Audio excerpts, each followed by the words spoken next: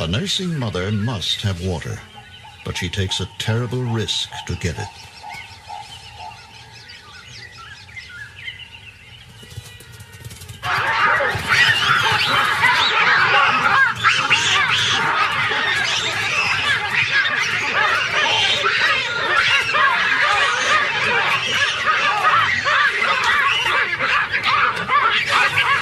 The mother has thrown herself free.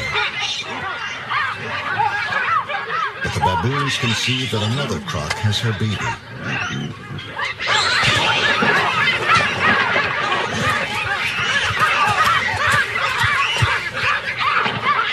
The croc will lose its prize to the others, unless it leaves the pool.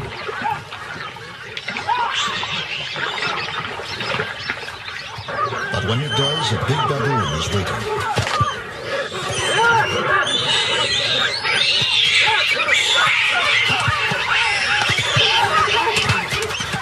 Drops the baby. But the brave rescue is too late.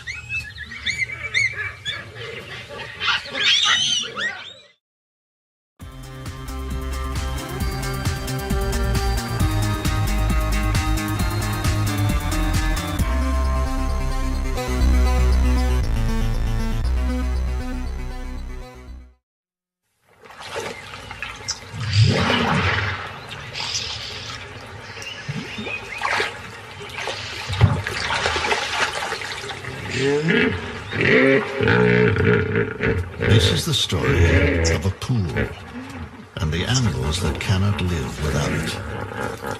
It's a place where hippos and crocodiles survive in mysterious harmony. A crowded pool where predator and prey are drawn together and where strange things happen that have rarely been seen before.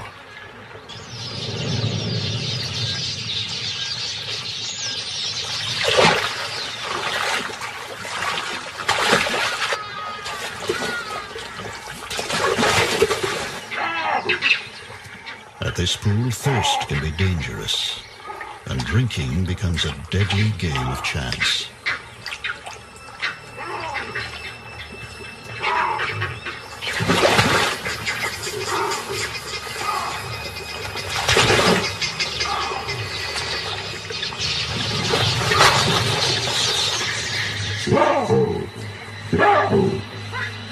When the pool shrinks in an unrelenting drought, there is a desperate fight for life. A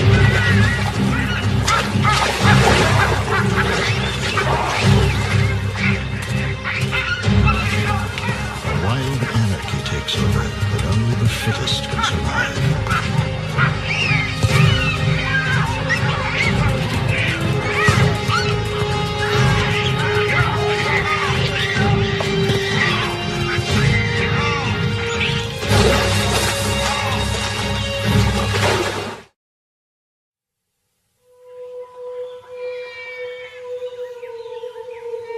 A river in Africa.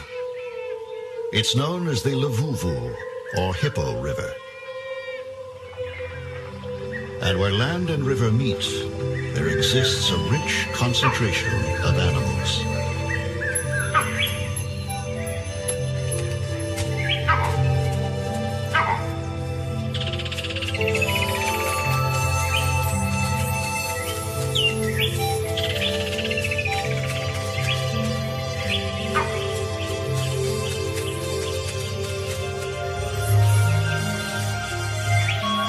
For countless years, this river has sustained life in the northern reaches of South Africa's Kruger National Park. When good rains have fallen, there is abundant water for all. But this year, little rain fell. The river dwindled to a narrow channel and finally stopped flowing. The pools that remain in the riverbed are life-sustaining oases. And this, which is one of the largest and deepest and has never been known to go dry, is a favorite refuge for hippos and crocodiles. For those who have to drink here each day, the challenge is to drink and survive.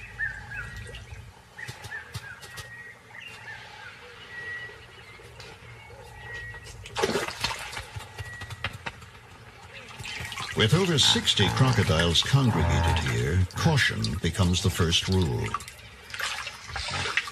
Wise in the ways of the pool, oxpeckers, on their floating islands, drink safely. And these unpredictable giants don't seem to mind the few extra ounces of their company. But more extraordinary is this young crocodile, the smallest in the pool, who's become a regular passenger, and is possibly safer basking on the surprisingly tolerant hippos than with its own kind.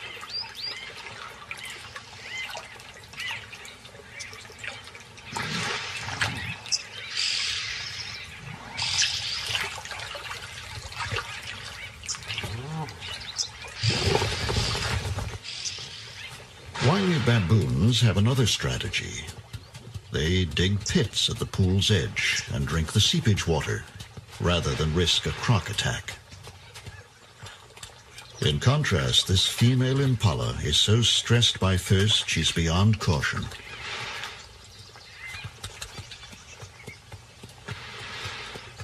Dazed and distracted, she finally drinks in the worst possible place.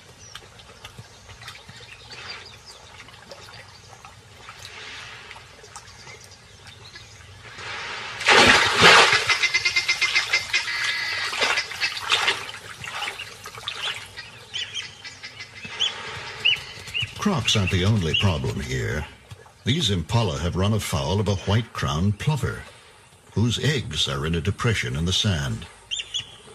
These birds only nest near water, and so when the river dries, the fringe of the pool becomes prime real estate.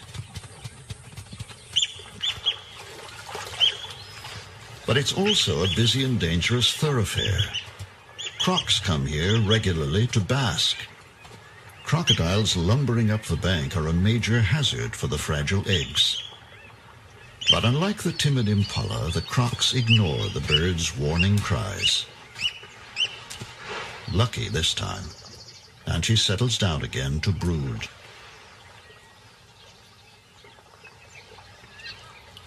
Hippos spend their nights grazing, often far from the pool, and by day they too like to lie in the warm sun. A large, wet snout, applied with surprising gentleness, seems all that's needed to clear some space on the crowded beach.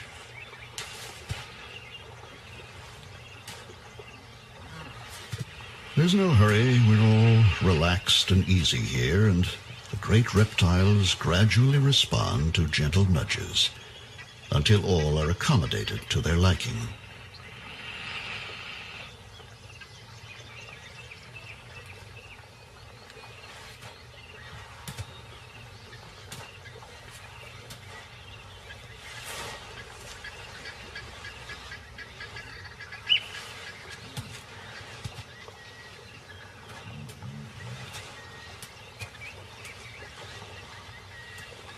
Another close call for the plovers, as the crocodile returns to the pool. But it's all just part of the price for a good waterfront site.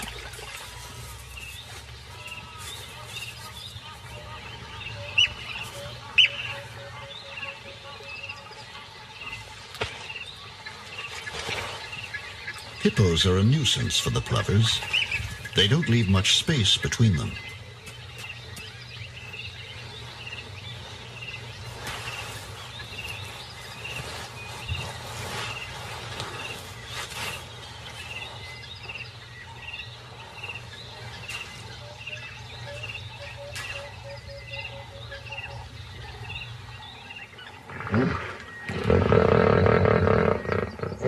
The rains that usually revive the river are late this year, and the water level in the pool drops rapidly. Fishing birds move in and find good pickings among the fish trapped in the shallows.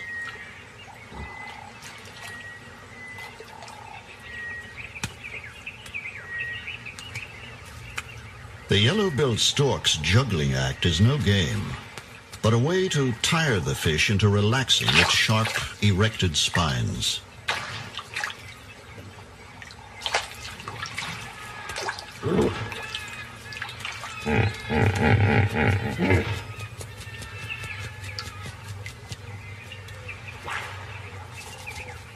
crocs eat fish too. They're also cunning thieves who deliberately harass the birds into dropping their fish.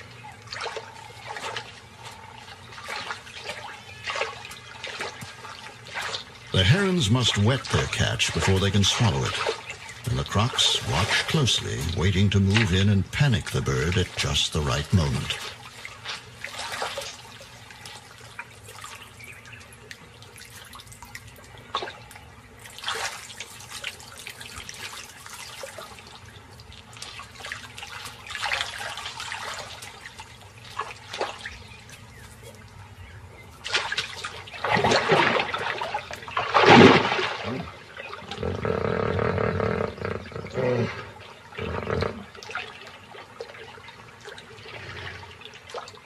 Sometimes these water birds appear to live a charmed life and to be mysteriously immune from attack by crocodiles. But bird and reptile understand each other well, and the crocs seem to know these birds are just too alert to be easily caught.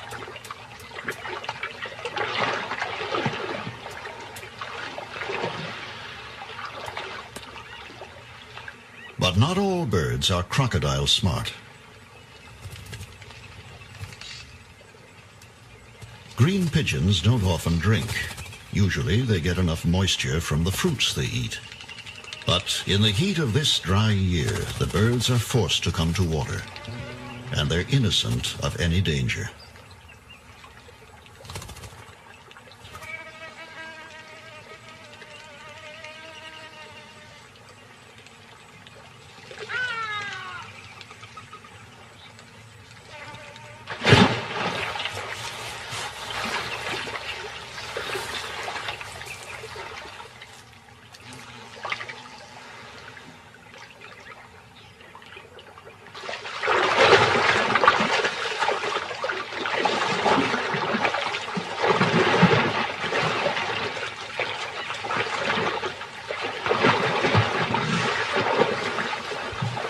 The sight of crocodiles spinning in a feeding frenzy is enough to frighten most animals away. But as the crocs tear apart an inyalar bull, something amazing happens. A hippo moves in and begins to mouth and lick the bodies of the feeding crocs.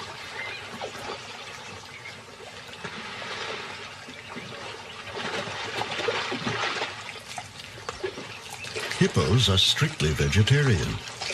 She hasn't come for a share of the spoils. Why she intrudes in this way is a mystery.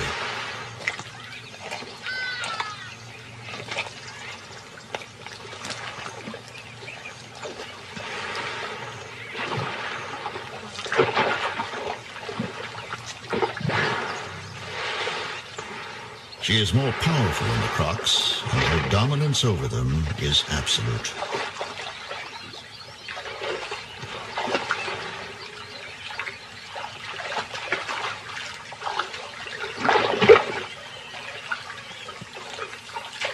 She prods and licks the face of the biggest croc in the pool, even as it struggles to swallow the skull of the antelope.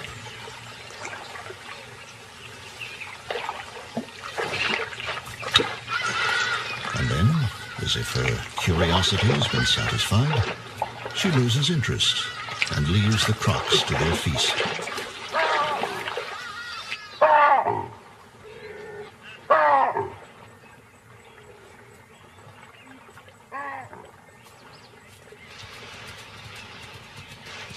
Elephants don't have to worry about crocodiles when they drink, but they still prefer the cleaner water in the pits and vigorously dig them out.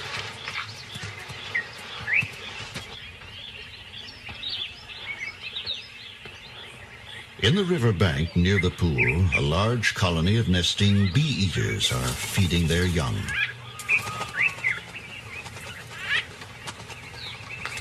They must forage continually in the hot sun to satisfy their needs. To cool off, every afternoon they fly over the pool and dive for their drinks.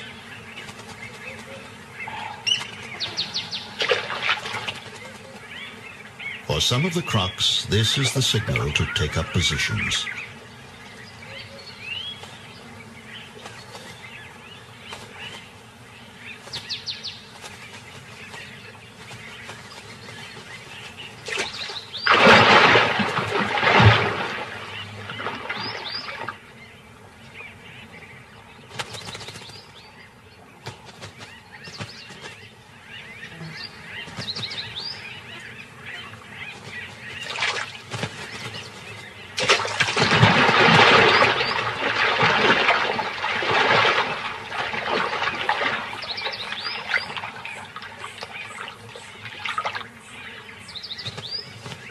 The odds are heavily in favor of the bee-eaters, and most survive the croc strikes.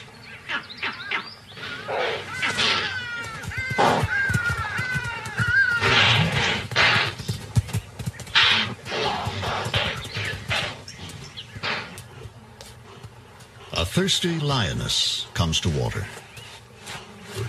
She tries a pit, but finds it full of bees.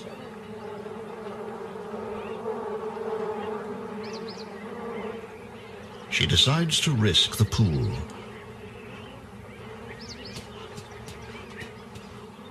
In heat like this, the bees need water too. Lions can go without water for a long time, but this one is a nursing mother. She must drink.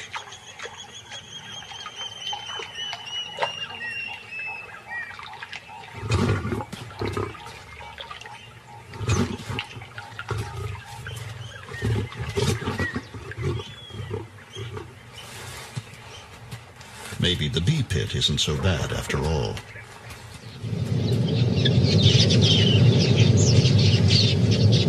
Large flocks of quilias are in the area, searching for seed and grain.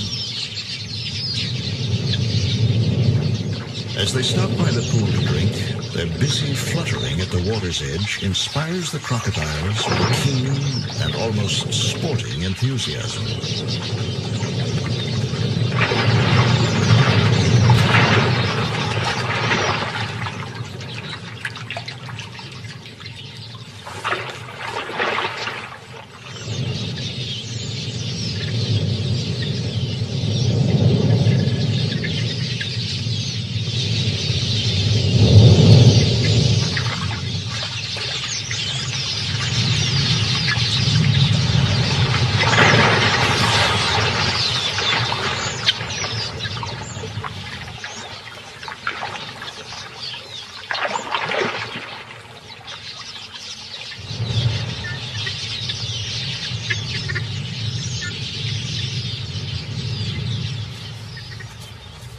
The monitor lizard is the scourge of both ground-nesting birds and the egg-laying crocodiles.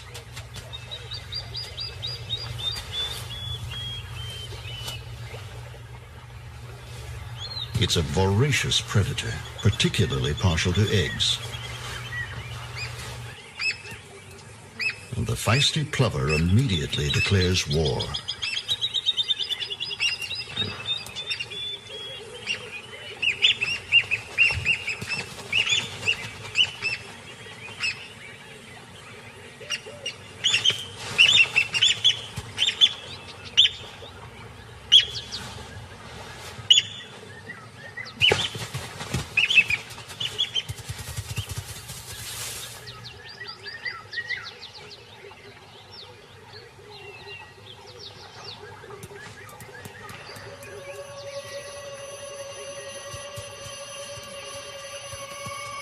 During the heat of the day, the sand becomes unbearably hot and burns the skin between the impala's hooves.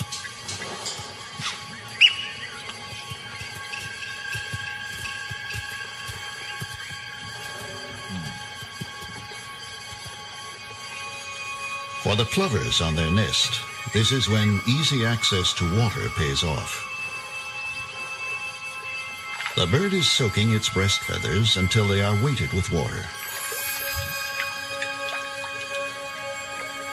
It then hurries up the scorching sand to relieve its mate.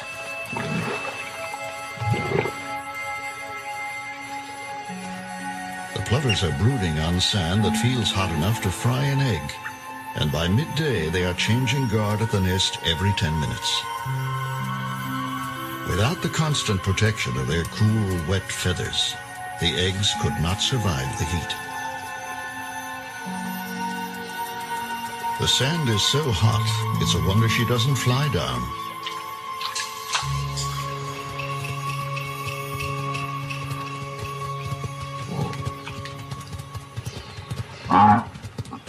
These buffalo have just one thing in mind. Their usual watering places are dry now, and they've had a long, hot journey to get here.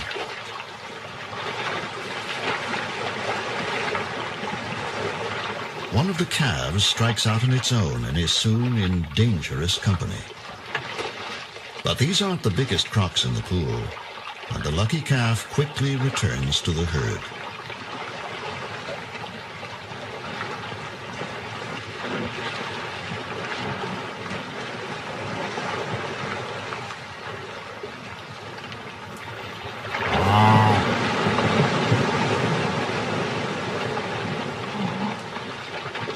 The croc's intentions are clear enough. But before they can find a small enough victim, the buffalo decide it's time to leave.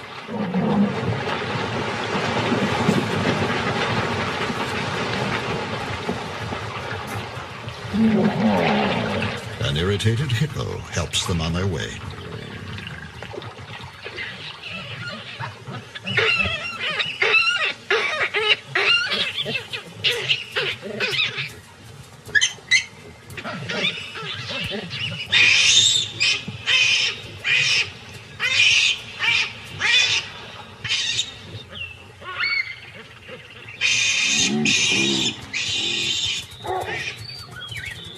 The drought and heat are now so severe that some animals with small young cannot supply enough milk, and thirsty youngsters follow their mothers to water before they're weaned, or wise enough to know how to drink.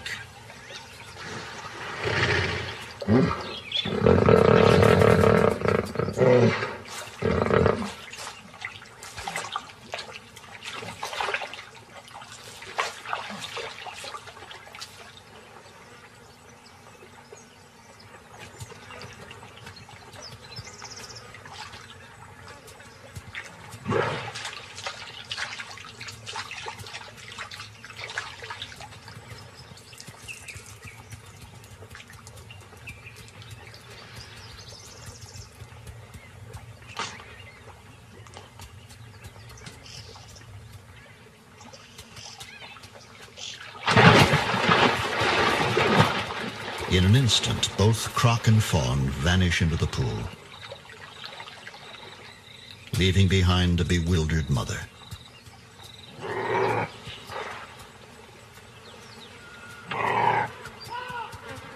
Somewhere under the surface of the pool, the crocodile lies low with its prey, waiting for an opportune moment to eat without having to share.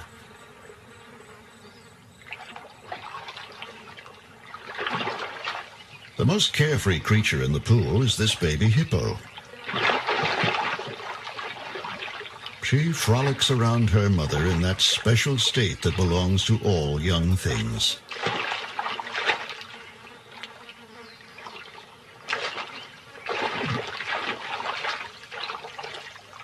She is oblivious to the dangers in her world.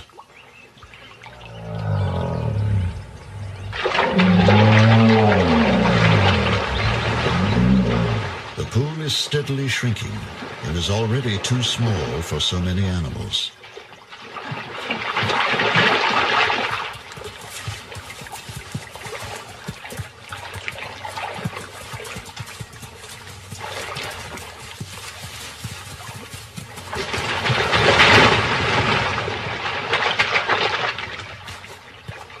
But the hippos can't settle fights caused by overcrowding. There is no place else to go. As usual now, the hippos subside in an uneasy truce.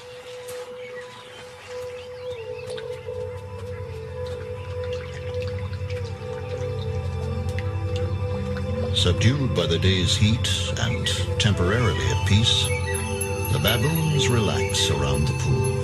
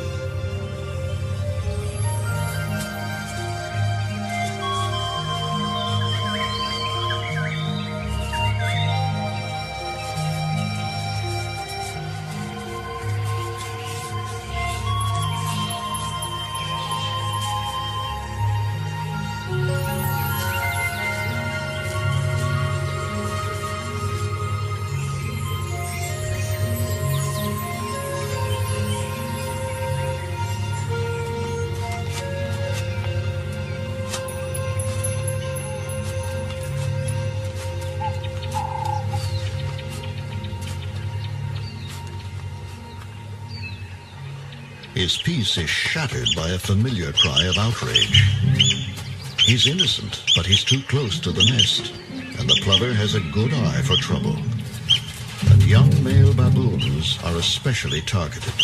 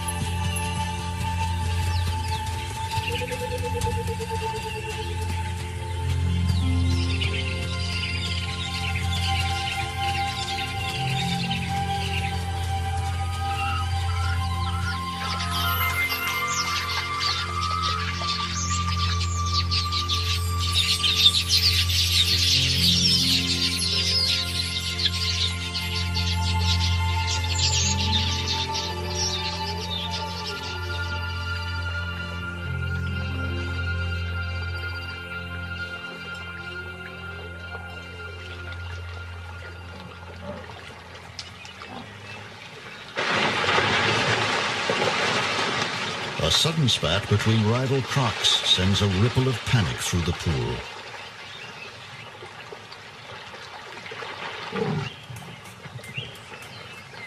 It's small wonder that the plovers are having trouble.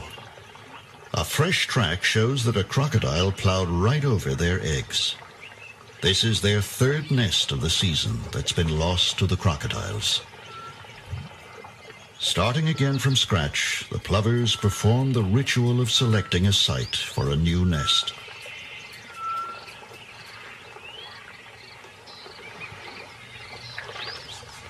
The baby hippo is exploring her world. The restraint of the crocodile seems out of character. But with 2 tons of devoted mother nearby, she's free to treat crocodiles with the same bold familiarity as the adult hippos do.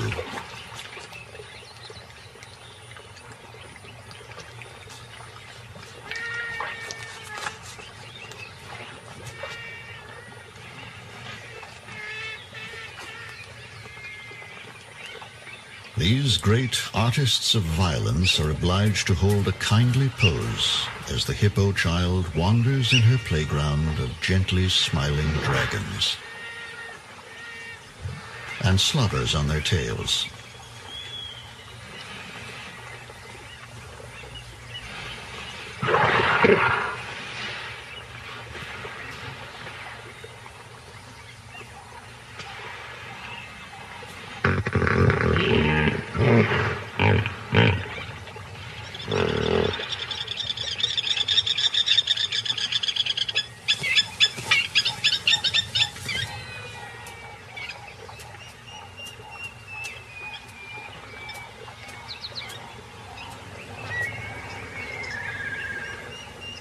A yellow-billed kite checks the pool for an easy meal and sights a dead fish.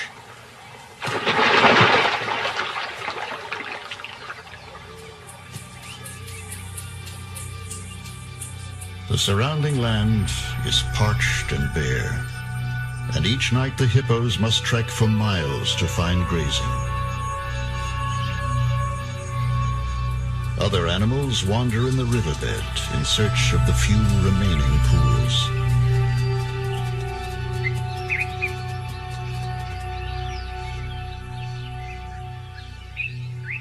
But most now are little more than reeking mud wallows, full of dead and dying fish.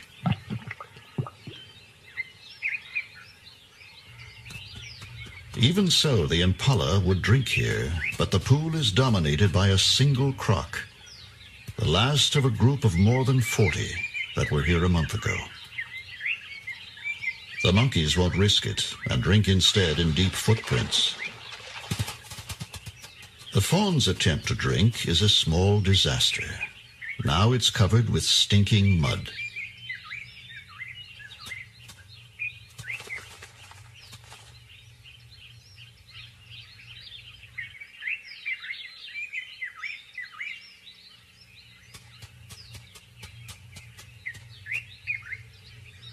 The mother sniffs her offspring, but doesn't recognize it in this foul disguise.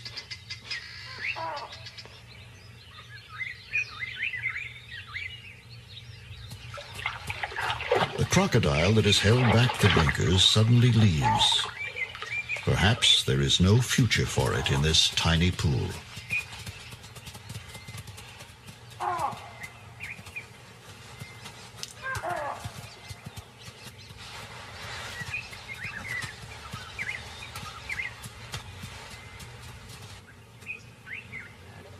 The mother has made up her mind.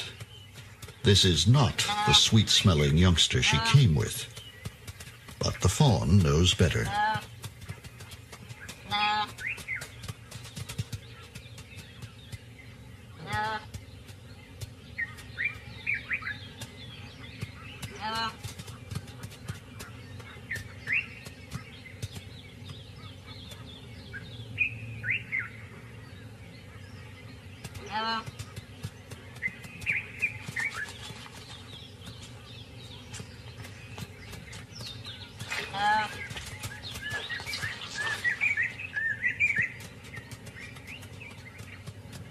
The little impala is persistent.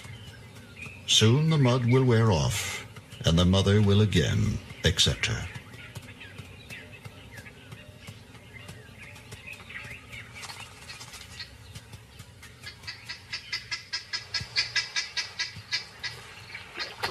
The crocodile reappears, covered in fresh red earth.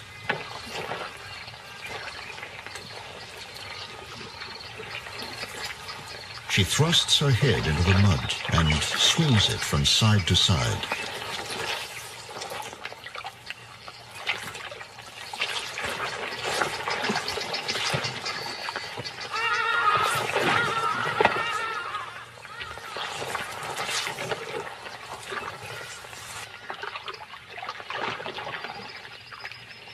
At first, her peculiar behavior is a puzzle, and then her secret is revealed as her muddy jaws open gently to release the newly hatched babies she has carried down from her nest on the riverbank.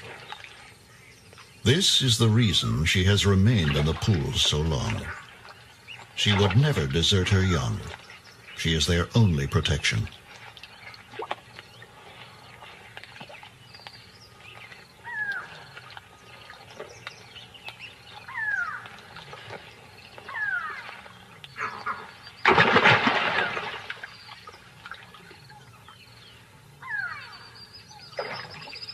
But between predators and the thick mud, there is no chance for the little crocs. And all will die within an hour.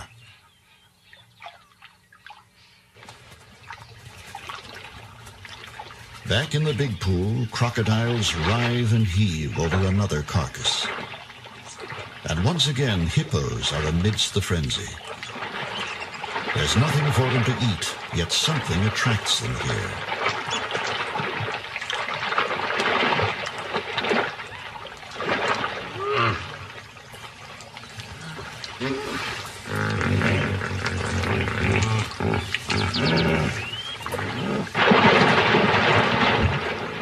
Jaws clamp tight on the carcass. The croc spins until a piece breaks off. The hippos seem content to gently interrupt the spinning crocs from time to time. But no one knows why they attend these terrible feasts.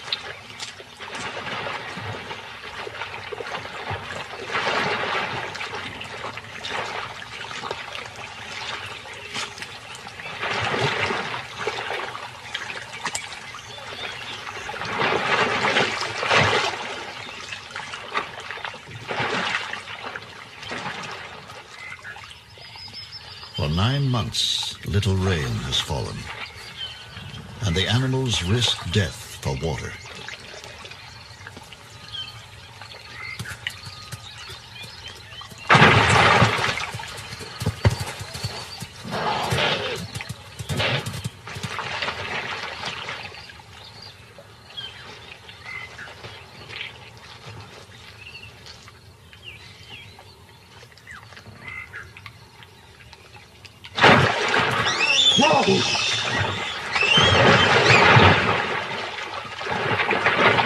The hippo's calm is disturbed by the violent arrival of the croc's latest victim.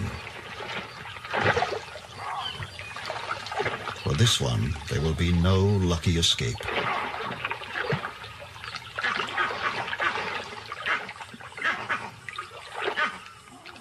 The baby hippo is already wedged deep among crocs, close to the impala carcass and the biggest crocs in the pool. The mother then does a strange thing. Rousing herself to investigate the scene, she pushes her baby almost onto the impala and then retreats, leaving her calf between these jaws and the meal. The mother's presence is enough to ensure her safety, though baby seems less certain. But the mother knows they wouldn't dare, and she drifts back into the secure slumbers of the strong.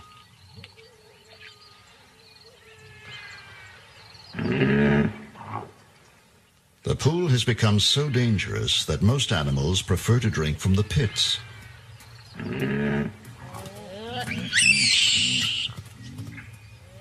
But a fierce comedy of survival results when so many are desperate for water.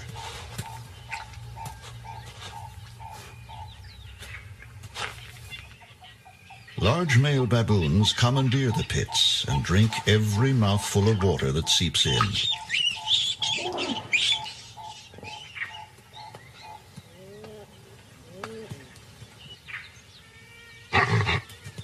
They can scare off most animals, but sharp horns have the advantage, and the baboon reluctantly gives way.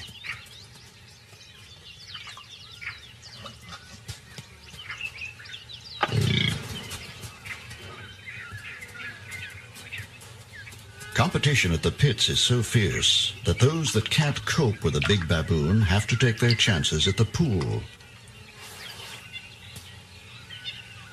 A nursing mother must have water, but she takes a terrible risk to get it.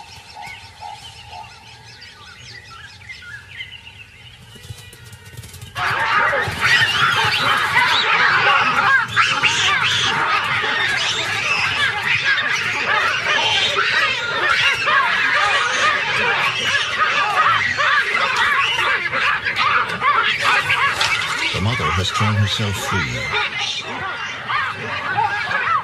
But the baboons conceive that another croc has her baby.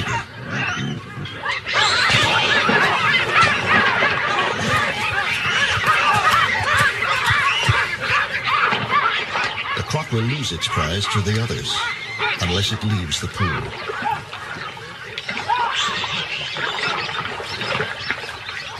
But when it does, a big baboon is waiting.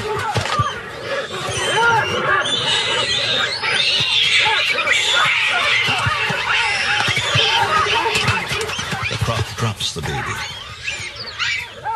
But the brave rescue is too late.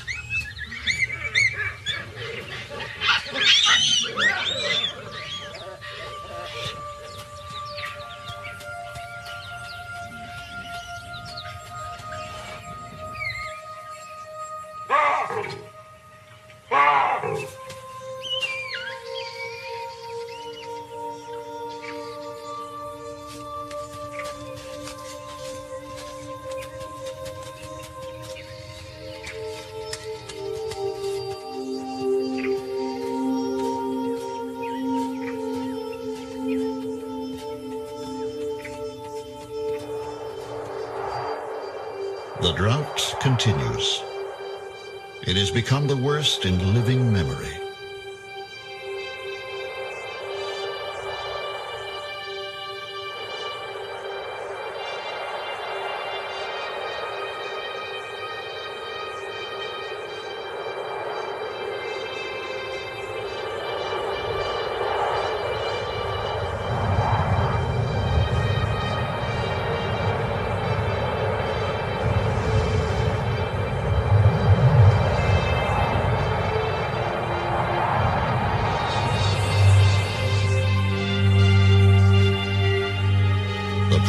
Dwindled to a mud wallow, and many of the hippos have left on a final quest for water. But for an increasing crowd of animals, their only chance of salvation lies here. For the plovers, no eggs have survived these cruel and chaotic conditions. Every day, an assembly of desperate animals gathers around the pool.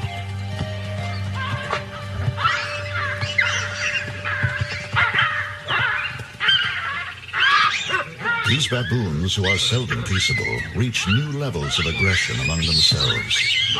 Even mothers with small babies do not escape the brutal bullying.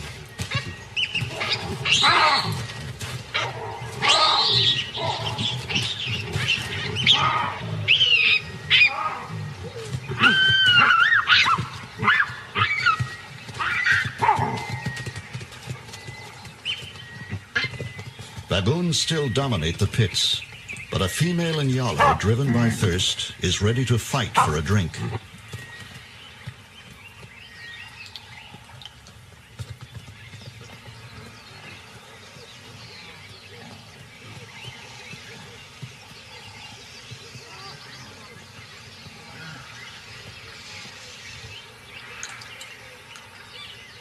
Each day now, a few baboons appear with blood on their hands. Their victims are impala fawns. Some are orphans of the drought, others only temporarily lost and alone. Trusting and totally defenseless, they are easy prey for a strong male baboon.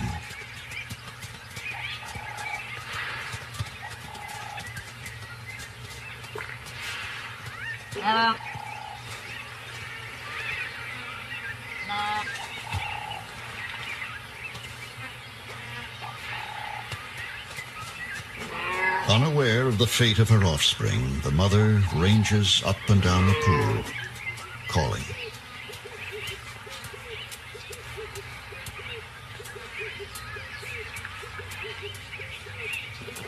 A hungry warthog roots around for choice pieces of rotting catfish, while a kudu, heedless of the crocs, drinks the mud.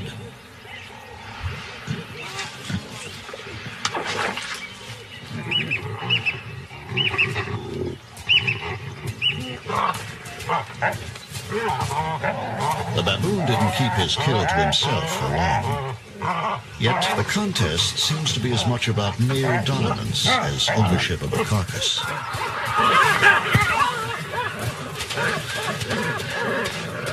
Meanwhile, the warthog sees a good opportunity. She's a little slow and no match for an agile baboon.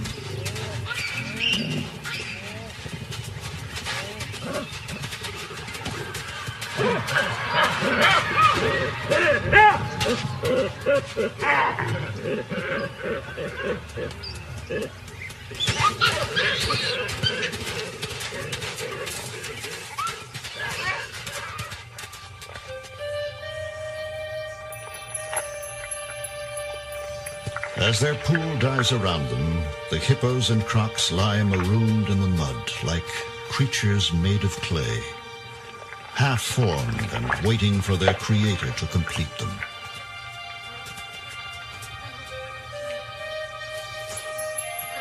A baboon risks all on a thin crust of mud as she searches for puddles on the surface, while all around her lie more than 100 crocodiles, indistinguishable from the mud.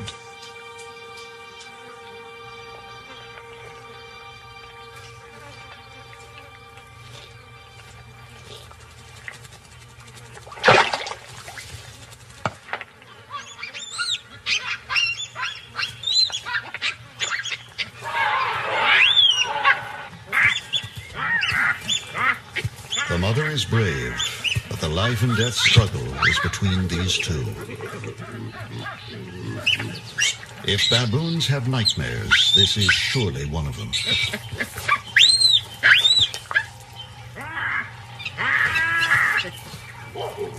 Torn between terror and wanting to help, the mother is unable to rally any support.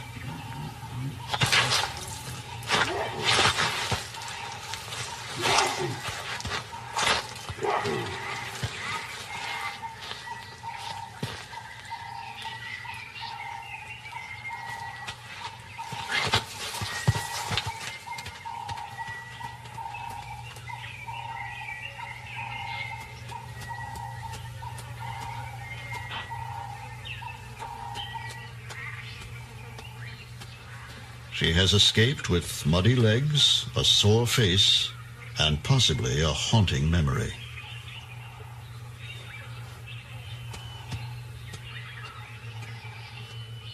Right now, she needs some hands-on grooming, but there is none to be had. Just a curious stare.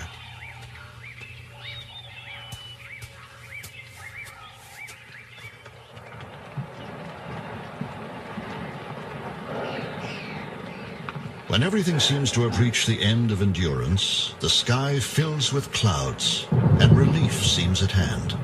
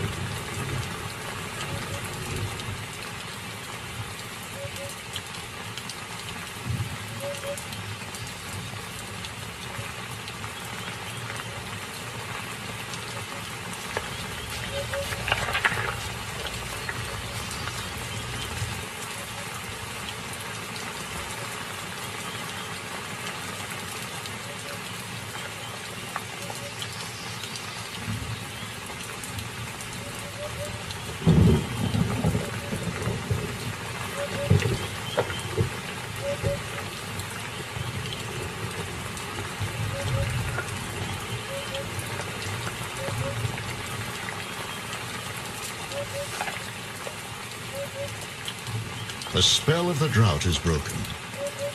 The crocs return to life and begin immediately to devour the ripe remains of some old feast that was locked in the mud.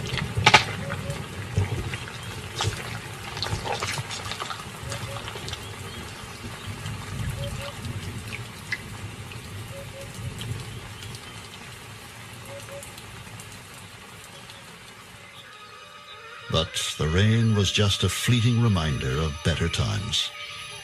It does not break the drought.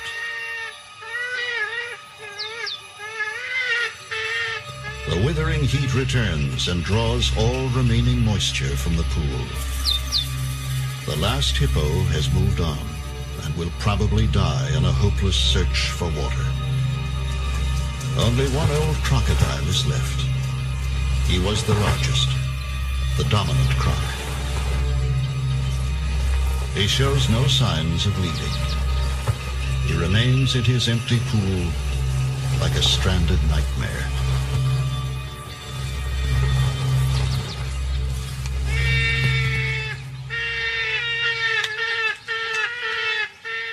The other crocs have taken shelter from the scorching sun and the vegetation around the pool.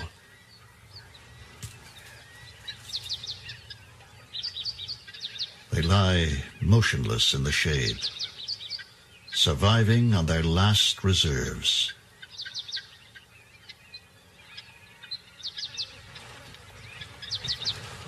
The old male croc only pushes deeper into the mud, covering himself with the remains of his pool.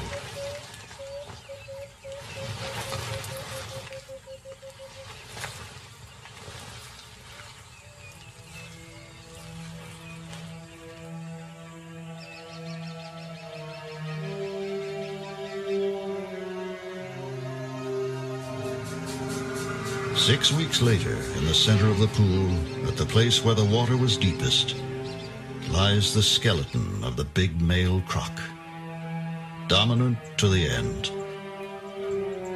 Close by are the bodies of more than 30 baboons who succumbed when temperatures reached nearly 120 degrees. And in the surrounding bush, where they had sheltered from the sun, are the desiccated remains of the crocodiles.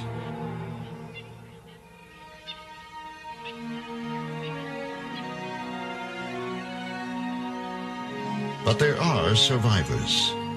In holes dug deep into the riverbanks, there are a few crocs. Entombed in the cool dark, they're able to conserve moisture and wait for the return of their river.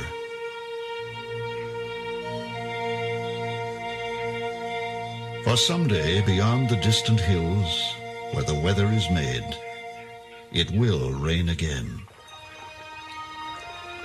and the end of the drought will come trickling down the riverbed.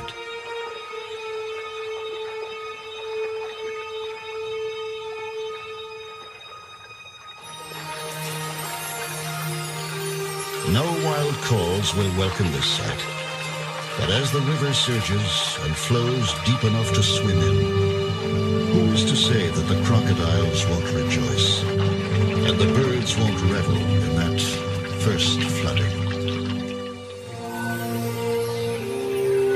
In nature, there are few happy endings. Instead, there is a continuing. When the river returns, survivors will replenish its banks, and the great cycle of life and renewal will begin again.